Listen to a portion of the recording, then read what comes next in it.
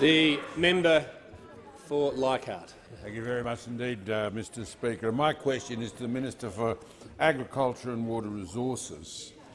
Will the Minister update the House on the devastating impact of the recent monsoonal rains have had on graziers in north-west and northern Queensland and their families, and what assistance is government providing to give immediate support to these families in so much desperate need? The Minister for Agriculture.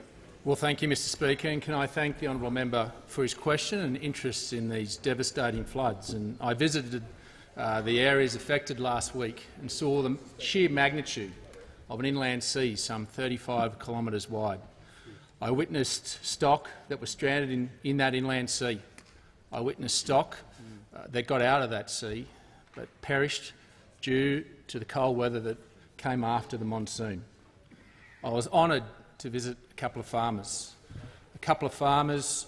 who had lost everything, had lost all their breeding stock, who had fought to keep those livestock alive during drought, and was the last symbol of their defiance to that drought to see them all gone.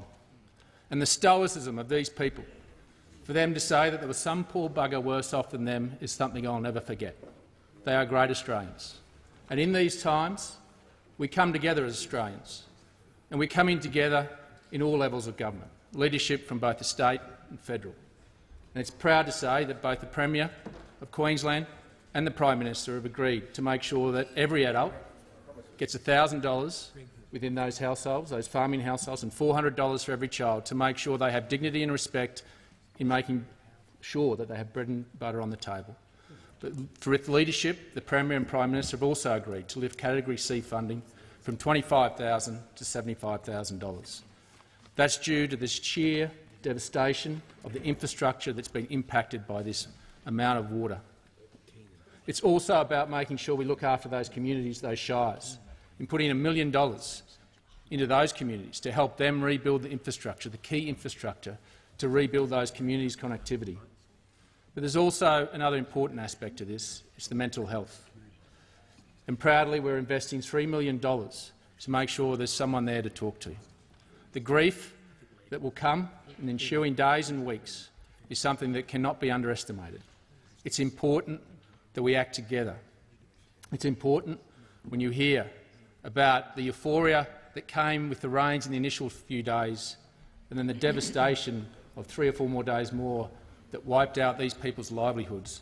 So you understand the grief that will come. And it's not just confined to the adults. It's also in the lives and the faces of those children. And we heard about Madison and Wyatt Hall, who saw that on their mother's face after she came back and inspected her property and found 800 of her breeders dead. The devastation to that family.